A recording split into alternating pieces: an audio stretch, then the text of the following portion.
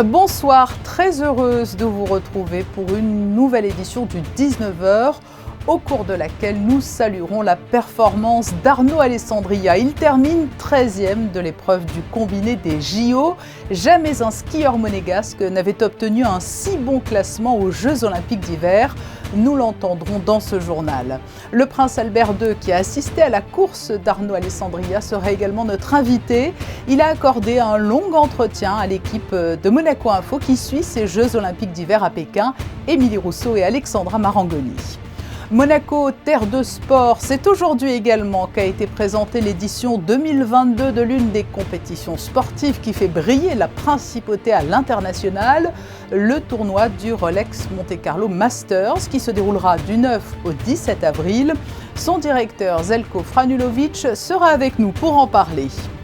La grande exposition annuelle du Comité national monégasque des arts plastiques auprès de l'UNESCO, sculptures, photos, peintures sont présentées à la salle du quai Antoine Ier sur le thème du rendez-vous. Et dimanche aura lieu la 10e édition de la marche Pink Ribbon, une marche rose pour sensibiliser le grand public sur la lutte contre le cancer du sein. C'est ce que nous expliquera la présidente de l'association Pink Ribbon, Natacha Frost. Et puis à la faveur des congés de février, des cours d'improvisation sont donnés au Théâtre des Muses. Une belle façon d'apprendre aux plus jeunes à oser vaincre leur timidité et pouvoir être armés pour répondre à toutes les situations. Reportage dans ce journal. Il a donc terminé d'une très belle manière sa participation aux Jeux Olympiques d'hiver de Pékin. Le porte-drapeau de la délégation monégasque, Arnaud Alessandria, a signé une formidable performance en se classant 13e de l'épreuve du combiné, après une 29e place en descente et une 31e en Super G. Émilie Rousseau, vous êtes sur place pour suivre les derniers résultats de la délégation monégasque et cette 13e place veut dire beaucoup de choses. Oui, car c'est aussi la meilleure performance pour un skieur monégasque aux Jeux Olympiques d'hiver. Alors forcément, la satisfaction est grande pour Arnaud Alessandria qui a débuté son combiné par la descente. Il réussit une meilleure approche de la partie haute du tracé et arrive à pousser ses courbes jusqu'à l'arrivée. 15e place à l'issue de cette première manche, puis vint le slalom et on peut dire que ce n'est pas la spécialité du monégasque. Et pourtant, Arnaud s'en sort bien. Il finit 16e, ce qui donne une 13e place à l'arrivée de ce combiné. Oui, super content, c'est vrai aussi très fatigué. Donc là c'était ma dernière épreuve, donc il y a un peu tout qui retombe, je me relâche un peu. Donc gros coup de fatigue, mais super content de ce résultat. Avec une belle manche en descente, où je me suis vraiment fait plaisir et j'ai vraiment produit du bon ski. Après en slalom, j'ai skié pour arriver en bas. C'est pas ma discipline, c'est pas ma tasse de thé. Mais voilà, donc je suis en bas et ça fait une belle 13e place. Arnaud Alessandria l'a dit lui-même, il avait vécu ses premiers Jeux en tant que spectateur. C'était en 2014 à Sochi et c'est en tant qu'acteur qu'il est venu ici à Beijing. Une détermination saluée par le directeur technique de la Fédération monégasque de ski. Et je crois que s'il fallait résumer cette journée en un mot, c'est valeureux. Valeureux parce qu'il est aujourd'hui à sa valeur sur son ski, sur la descente en particulier, ce qu'il préfère, la discipline pour laquelle on s'entraîne le plus souvent, et aussi valeureux pour avoir terminé ce slalom qui était, sans être trop piégeux, mais qui était quand même un slalom long, difficile, pour quelqu'un qui n'en fait jamais, on s'entraîne quasiment jamais sur cette discipline. Il a tenu bon, il a voulu arriver en bas, et c'était l'objectif. L'objectif c'était de faire une belle descente et de terminer les deux manches, et donc aujourd'hui Arnaud est vraiment à sa valeur. Avec cette 13e place, le skieur monégasque marque une nouvelle étape de sa carrière car il a encore une bonne marge de progression. Il a prouvé aujourd'hui qu'il pouvait être au rendez-vous au bon moment. Et Arnaud Alessandria a signé cette belle 13e place sous le regard de son plus prestigieux supporter, le prince Albert II. Présent à Pékin depuis le 2 février, le souverain a été un spectateur privilégié dans cette bulle sanitaire. Il aura pu découvrir les différents sites de compétition de ces Jeux historiques, mais aussi soutenir les athlètes monégasques. C'est au Centre national de glisse de Yangqing, tout proche de la piste de bobsleigh, que le prince souverain s'est confié à l'équipe de Monaco Info, Alexandra Marangoni et Émilie Rousseau. Bonsoir Monseigneur. Tout d'abord, quel regard portez-vous sur ces Jeux Olympiques? Quelle est l'image forte que vous allez retenir de ces Jeux Olympiques à Beijing? Écoutez, l'image forte, outre la cérémonie d'ouverture qui a été très belle et très visuelle et très forte aussi au point de vue symbole, c'est la qualité des installations et vraiment le souci de détail et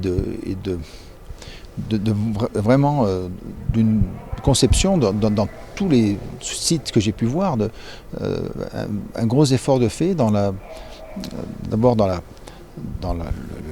présentation et dans la qualité des matériaux choisis, mais aussi en termes de durabilité. Je crois que nos amis chinois ont fait preuve de beaucoup d'imagination et je pense que ça sera vraiment un exemple à suivre pour le futur. Et puis aussi le très bel accueil que nous avons eu, que toutes les délégations ont eu. J'ai eu des retours de beaucoup d'athlètes, de beaucoup d'officiels de différents pays qui sont vraiment sensibilisés par cet accueil particulier. Il faut dire que vraiment la Chine et le CIO aussi voulaient que ces Jeux aient lieu et même s'il y a des conditions et même s'il y a des restrictions qui sont assez fortes, avec de très belles performances aussi déjà. Oui, vous venez de le mentionner, ces Jeux sont totalement dans le thème de la commission que vous présidez, la commission durabilité et héritage au sein du CIO. Oui, absolument. Nous avons fait en sorte que bien sûr tous les comités d'organisation de ces Jeux, mais de Jeux futurs, adhèrent à ces principes qui sont énoncés dans l'agenda 2020 et maintenant 2020+5, qui va vers bien sûr plus de durabilité et aussi un effort particulier et d'inclure aussi l'héritage dès la conception du projet olympique, quel que soit le comité d'organisation et quel que soit le pays. Un mot sur la délégation monégasque, Monseigneur. Vous avez pu échanger avec eux. Arnaud Alessandria vient de terminer ses compétitions avec une très belle 13e place en combiné. Et puis les garçons en bob viennent d'effectuer leur premier entraînement officiel qui s'est plutôt bien déroulé. Écoutez, c'est vraiment des résultats très encourageants. Arnaud, je l'ai suivi dès sa première épreuve, dès la descente, et puis après le Super G, où il a fait quand même de très belles prestations. Il termine à une très belle 13e place, qui est, je pense, le meilleur résultat pour un skieur monégasque, ou pour une skieuse monégasque au jeu. Donc c'est très encourageant et c'est formidable et je suis très content pour lui. Et puis notre équipe de bob, elle a fait un très beau premier entraînement officiel. Ils se sentent bien, ils n'ont pas de problème physique, donc le moral est très bon. Donc je pense que c'est de très bon augure pour, nous l'espérons tous, de très beaux résultats. Oui, nous nous trouvons justement sur le site du bobsleigh. Vous avez pu le visiter, il est assez extraordinaire. Qu'est-ce que vous en pensez? De l'avis unanime, c'est vraiment des installations tout à fait extraordinaires. On n'avait jamais vu une aire de départ comme celle que nous avons pu voir, une aire d'arrivée comme celle-ci, et de pouvoir faire un cheminement aussi sur le toit du tracé lui-même. C'est vraiment de très belles idées, et puis une très belle intégration aussi dans le site. Merci beaucoup, Monseigneur. Merci. Prochain grand rendez-vous donc aux Jeux Olympiques d'hiver de Pékin pour la délégation monégasque. Ce sera lundi prochain, le 14 février, avec l'entrée en liste de l'équipe de bob à 2. C'est un temps fort sportif qui est lui aussi très attendu, le Rolex Monte Carlo Masters. Il aura lieu cette année du 9 au 17 avril. Un déjeuner de presse était organisé aujourd'hui pour présenter l'édition 2022. Le directeur du tournoi de tennis est notre invité. Bonsoir Zeljko Franulovic. Bonjour Patricia. Ce déjeuner de presse marque traditionnellement le coup d'envoi de la course contre la montre qui va vous amener jusqu'au début du tournoi. Cette année encore plane l'ombre de la crise Covid. Dans quel état d'esprit préparez-vous l'édition 2022 ? Ces dernières semaines ou une dizaine de jours, on reçoit des bonnes vibrations de décisions sanitaires et les dispositions des gouvernements que la crise, la pandémie, ça pèse. Et puis d'ici le tournoi, on n'a pas seulement on aura sans jauge, on aura le tournoi plein, que paraît-il, on pourra même se passer dans passe vaccinal. Et puis la difficulté, c'est que le MCCC se trouve sur territoire français. Il y a à côté la principauté qui accueille les visiteurs, les joueurs. Cela complique les choses, cette cohabitation de deux réglementations, de deux États voisins. On est obligé de respecter les consignes sanitaires du gouvernement français, puisque le tournoi se déroule en France, et en même temps, les joueurs sont logés à Monaco. Mais tout ça n'a rien à voir avec ce qu'on a vécu l'année dernière, Patricia, où on était dans une bulle, on ne pouvait pas sortir, on ne pouvait pas bouger, les joueurs étaient confinés dans leur chambre. Cette année, c'est vraiment, on voit la sortie du tunnel. Bon, parlons sport. Est-ce que l'on a déjà une idée des engagés qui viendront disputer le tournoi ? Vous savez bien que nous, la liste définitive des inscriptions, elle sort le 14 mars. Rafael Nadal, il n'a jamais raté un tournoi. Et puis toute la nouvelle génération de joueurs qui ont déjà prouvé qu'ils font partie de l'élite. On est très, très optimiste qu'ils seront tous là. Željko Franulović, mais l'épisode Novak-Djokovic en Australie ne risque donc pas d'avoir d'impact sur sa possible participation à Monaco, hein ? Je ne pense pas que c'est l'épisode d'Australie qui va aggraver ou améliorer son cas, parce qu'il y a le fait que Novak n'est pas vacciné. Et tout provient de cette fête-là. Je pense que c'est à lui de décider, et on respecte tout à fait sa décision et tout ce qui concerne sa vie privée et sa vie sportive. Et puis vous l'avez dit, on espère bien évidemment la présence de Rafael Nadal. Difficile de ne pas évoquer avec vous, qui le connaissait si bien et qui connaissait si bien le tennis, son incroyable performance en Australie. C'était à faire un film, hein. C'était un événement sportif, bien sûr, mais c'était quand même un drama pour faire un film.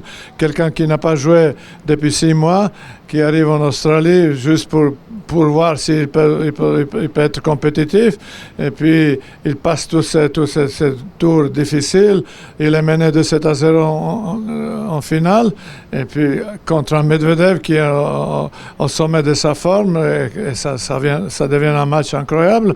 Et puis, c'est Rafa qui, avec sa force physique et mentale, qui gagne. Merci Željko Franulović d'avoir accepté notre invitation alors que se tenait aujourd'hui la conférence de presse de présentation du Rolex Monte Carlo Masters 2022. Vanessa Dessy nous rejoint pour développer les autres grands titres de l'actualité du jour. Encore un mot de sport avec les demi-finales de la Coupe de France de football. L'AS Monaco FC affrontera Bastia ou Nantes à l'extérieur le 1er ou le 2 mars prochain. Bonsoir Vanessa. Bonsoir Patricia, bonsoir à tous. Les Monégasques savent presque quel obstacle ils devront franchir pour évoluer au Stade de France pour la 2e année consécutive. Effectué ce mercredi soir par Didier Deschamps, le sélectionneur des Bleus, le tirage au sort des demi-finales de la Coupe de France a réservé aux Rouges et Blancs une affiche face à Bastia ou à Nantes à l'extérieur. Cette rencontre aura lieu le mardi 1er ou le mercredi 2 mars, soit entre la réception du Stade de Reims le 26 février et le déplacement à Marseille le 6 mars en Ligue 1. Refermons donc ce large volet sportif de début d'édition pour ouvrir une page politique et diplomatique. Stéphane Valéry, le président du Conseil national tout d'abord, a reçu Laurent Anselmi, le nouveau chef de cabinet du prince souverain. Il s'agissait de la première visite protocolaire depuis la nomination de Laurent Anselmi à la tête du cabinet princier. Ce dernier a notamment présenté sa nouvelle équipe à Stéphane Valéry et plusieurs membres du Conseil national. Ils ont ensuite abordé ensemble les grandes thématiques de l'actualité de la principauté et les sujets législatifs en cours. Le Conseil national a par ailleurs envoyé un courrier au gouvernement princier car il souhaite un assouplissement des mesures sanitaires actuellement en vigueur. Cela sera certainement l'un des points évoqués vendredi lors d'une nouvelle réunion du comité mixte avec le gouvernement. Le nouvel ambassadeur délégué permanent de Monaco auprès de l'UNESCO, Anne-Marie Boisbouvier, a remis ses lettres de créance à la directrice générale de l'UNESCO, Audrey Azoulay. La cérémonie officielle s'est déroulée au siège de l'organisation à Paris. Au cours de l'entretien qui a suivi, Audrey Azoulay a salué le travail que Son Altesse Sérénissime le Prince Albert II et Monaco accomplissent en faveur des océans. Elle a notamment remercié la Principauté pour son soutien dans le domaine de la coopération et au profit de l'enseignement de la Shoah. La directrice générale a souhaité échanger sur les thématiques d'intérêt commun et les actions concrètes qui pourraient être mises en œuvre pour répondre aux 4 défis à relever, que sont ceux de l'éducation, de notre relation au vivant, de la cohésion sociale et de la paix et de la technologie maîtrisée au service de l'humanité. Et Rémi Mortier, ambassadeur permanent de Monaco auprès du Conseil de l'Europe, ainsi que le secrétaire adjoint du Conseil de l'Europe, ont renouvelé l'accord de coopération internationale biannuel entre la Principauté et le Conseil de l'Europe. Par cet accord, Monaco réaffirme son soutien au Conseil de l'Europe en s'engageant à soutenir les activités de cette institution pour la période 2022-2023. Les programmes concernés sont en phase avec les domaines d'engagement prioritaires de la Principauté et touchent plus particulièrement les activités dans lesquelles le Conseil de l'Europe a démontré une expertise reconnue. La promotion des droits des femmes, de la lutte contre la violence à l'égard des femmes, le renforcement de l'efficacité de la Cour européenne des droits de l'homme, le plan d'action du Conseil de l'Europe sur la protection des personnes vulnérables et l'appui de la réalisation des objectifs de développement durable. Un détour à présent par la salle d'exposition du quai Antoine Ier et le rendez-vous annuel du Comité national monégasque des arts plastiques auprès de l'UNESCO. Sculptures, photos, peintures d'artistes locaux, mais aussi polonais sont à découvrir. C'est un reportage d'Alexandra Pani et Sylvain Péroumal. Un rendez-vous amoureux, professionnel, mystérieux. Les artistes ont laissé libre cours à leur interprétation du thème de cette année. Une diversité reflétée par les œuvres présentes. Le thème « Rendez-vous » se veut comme une réunion, des retrouvailles entre artistes et public en ces temps incertains. C'est vrai qu'on a passé toute une période où l'idée de rendez-vous, de rencontre était vraiment un peu mise à mal et on en avait bien besoin. Et l'AIAP UNESCO nous permet justement de rencontrer des artistes et de faire cette belle exposition. Et c'est pour ça que j'ai proposé ce thème rendez-vous qui pouvait être compris de façon très très différente. C'est le principe même du salon, qui est un mode d'exposition assez particulier, qui permet justement de montrer beaucoup d'approches d'artistes différentes et qui permet donc d'avoir une belle visibilité. Mais en même temps qui crée quelque chose d'a priori comme ça très discontinu, mais justement que c'est une vraie richesse. Et d'où l'idée du rendez-vous et de recréer ces rencontres volontaires. Une trentaine d'œuvres a été sélectionnée pour l'exposition parmi les artistes membres de l'Association internationale des arts plastiques de Monaco. Ils proposent des projets donc en réponse à la thématique qui est proposée et ils sont sélectionnés par un jury indépendant d'experts et de professionnels. On a le président qui est un collectionneur et neurologue Bernard Massini. Et ensuite, chaque année, ça peut changer. On invite des professionnels du milieu de l'art à intervenir et à se prononcer. Il y a également un prix du jury qui est ensuite donné. Cette année de nouveau, le salon propose un espace d'échange. 13 artistes polonais ont été invités pour l'occasion. J'allais organiser une exposition en Pologne des artistes monégasques qui n'a pas eu lieu parce qu'il y avait la pandémie et entre-temps on a décidé de inviter les artistes polonais pour le salon ici. Je ne suis pas la curatrice de l'exposition, donc on a essayé de présenter le mieux possible l'art polonais dans les différents domaines. Donc il y a la sculpture, il y a les installations, il y a un dessin qui est très très délicat, il y a de la peinture un peu plus forte, il y a des photos. Donc on a essayé de monter quelque chose qui donne une panoplie de l'art polonais. Différents prix seront attribués dans le prix du public, alors ouvrez bien vos yeux pendant votre visite pour choisir votre artiste préféré. Et vous pourrez découvrir cette exposition jusqu'au 18 février à la salle du quai Antoine Ier tous les après-midi de 13h à 18h. La lutte contre le cancer du sein est traditionnellement mise en exergue au mois d'octobre avec l'opération Octobre Rose. Mais à Monaco, la médiatisation autour de cette cause de santé publique trouve chaque année un prolongement en parallèle de la Monaco Run avec la grande marche Pink Ribbon. Elle aura lieu dimanche. Son organisatrice est avec nous. Bonsoir Natacha Frost. Bonsoir. Vous célébrez un anniversaire important cette année. Ce sera dimanche la 10e édition de cette grande marche rose. Que de chemin parcouru depuis 2011. C'est la 10e marche, mais ça sera notre 11e année grâce au Covid. Donc on a pris une petite pause de 1 an pour respecter les mesures sanitaires, mais on est de retour. On est enchantés de pouvoir célébrer avec toute la principauté. Et est-ce que 10 ans plus tard, vous estimez que la lutte contre le cancer du sein bénéficie aujourd'hui d'une médiatisation suffisante ? Ça ne sera jamais suffisant, mais c'est un très bon début. Je pense qu'avec le départ, avec les 10 dernières années, on a bien avancé. Les personnes sont plus prêtes à parler du cancer du sein. C'est moins tabou, c'était le but. Je pense qu'il y a eu beaucoup d'avancées dans les dépistages, justement grâce au centre hospitalier Princesse Grace, le centre de scénologie. Oui, quel est le sens du message que vous souhaitez faire passer ? Alors justement, nous voulions dédramatiser le dépistage.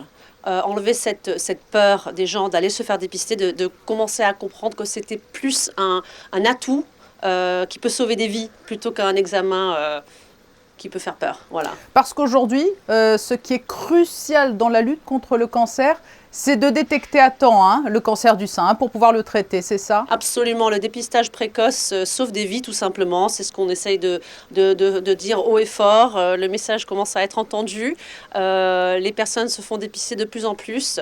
Bien sûr, il y a eu une baisse avec Covid, on essaye justement de rebooster, notre 10e anniversaire arrive à temps parce qu'on essaye vraiment d'utiliser cet anniversaire, cette date anniversaire pour parler encore plus fort. Vous avez parlé des professionnels de santé, notamment au CHPG, qui font un travail formidable. Ce qui est à souligner, c'est qu'il y a vraiment un bel élan à Monaco autour de cette cause. On le voit lors de la marche. Ah oui. Alors la marche, qui n'est pas au mois d'octobre évidemment, on est au mois de février, rassemble énormément de gens, des personnes qui ont été touchées par le cancer du sein de façon directe ou indirecte. Mais c'est un élan de solidarité magnifique, même des années où on a eu des pluies diluviennes, on a quand même eu du soutien. Mais ça, c'est une petite piqûre de rappel, on va dire, au mois de février. Qui nous ramènera après en octobre pour le mois international de dépistage du cancer du sein. Comment, très concrètement, va se dérouler la marche de dimanche ? Alors, toute la journée de samedi, nous serons au Port Hercule, où vous pourrez venir vous inscrire au last minute si vous voulez. Après dimanche, la marche commencera à 10h15, mais nous allons nous rassembler à 10h. Vous pouvez encore vous inscrire le matin. Donc de l'ouverture du Running Expo de 9h du matin jusqu'à la marche qui partira à 10h15. Combien de personnes attendez-vous et pouvez-vous accueillir aussi ? Parce que de quelle manière allez-vous intégrer les mesures sanitaires en vigueur ? Alors vous devez avoir un pass sanitaire pour accéder au Running Expo où vous pouvez venir récupérer votre t-shirt et puis votre dossard, vous pouvez marquer. Nous n'avons pas de numéro sur nos dossards, nous avons des endroits vides où vous pouvez marquer un message de soutien à une personne souffrant ou ayant survécu un cancer du sein. Nous avons des t-shirts qui sont blancs mais avec notre logo rose et le logo de notre partenaire, donc SBM Offshore. Et après, le reste du temps, beaucoup de gens se déguisent parce que c'est vraiment une fête, c'est une célébration de la vie. Enfin, au-delà de cette marche, Natacha Frost, quelles actions prévoyez-vous au cours de l'année qui vient ? Alors, au mois d'octobre, nous allons faire notre troisième année, mais deuxième Monaco Awards, une cérémonie de récompense à des personnes qui inspirent et qui encouragent des patients du cancer du sein. L'idée est de montrer qu'il y a une vie après le cancer et de motiver des personnes à savoir que le cancer n'est pas une fin. Et on a le souvenir que vous aviez fait venir Jodie Foster en principauté. Oui, Jodie Foster est venue il y a 2 ans. Nous sommes en train de voir avec d'autres personnes, d'autres égéries qui peuvent venir nous soutenir. Et on va avoir une belle surprise à annoncer dans les mois qui suivent. Donc le premier rendez-vous, la marche rose dimanche, puis le mois d'octobre, Octobre Rose. Merci Natacha Frost d'avoir répondu à nos questions. Merci à vous. Au revoir, bonne soirée. Nous retrouvons Vanessa Dessy pour un nouveau point info et la création d'une carte numérique par la mission pour la transition énergétique.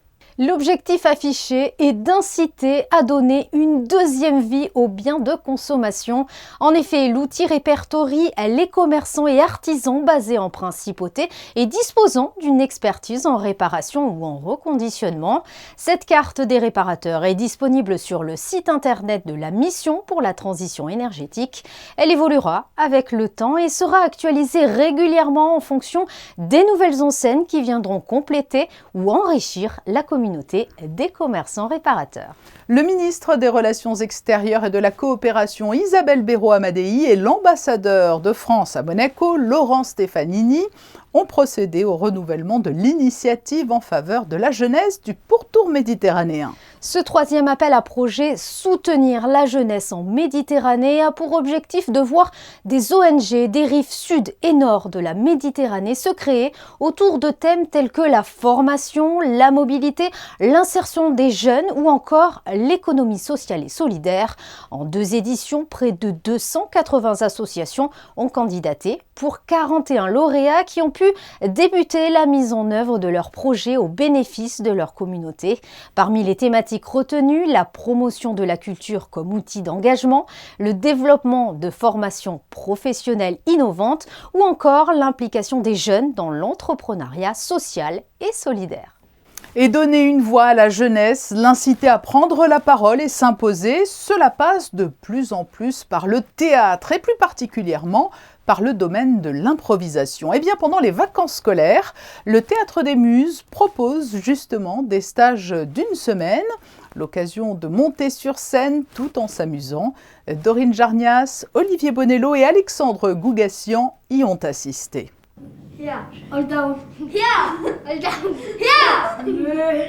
Pendant 2 heures chaque jour de la semaine, les élèves s'entraînent et répètent le spectacle.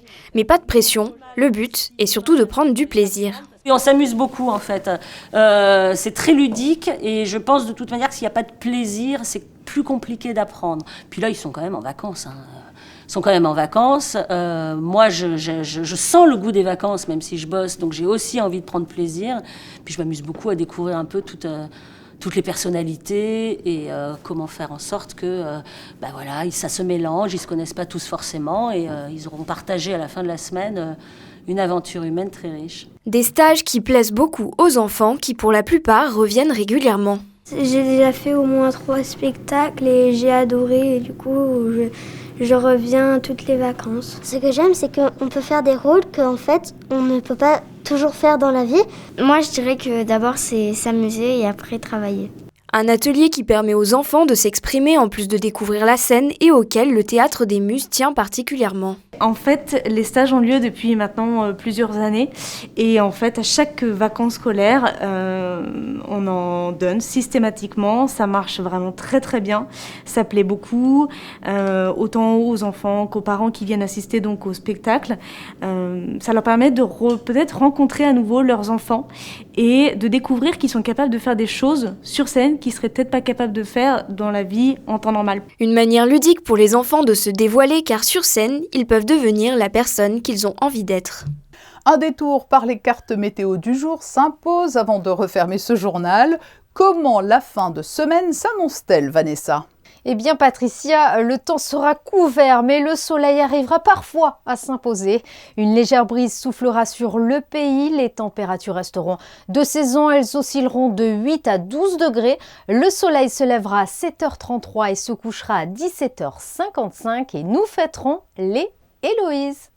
Merci Vanessa, nous vous donnons rendez-vous toutes les deux demain à 19h pour un nouveau journal. Les photos de fin d'édition sont consacrées à l'exposition collective de l'AIAP à la salle du quai Antoine Ier et ont été prises par Manuel Vitali. Je vous souhaite une très belle soirée, à demain 19h donc sur Monaco Info.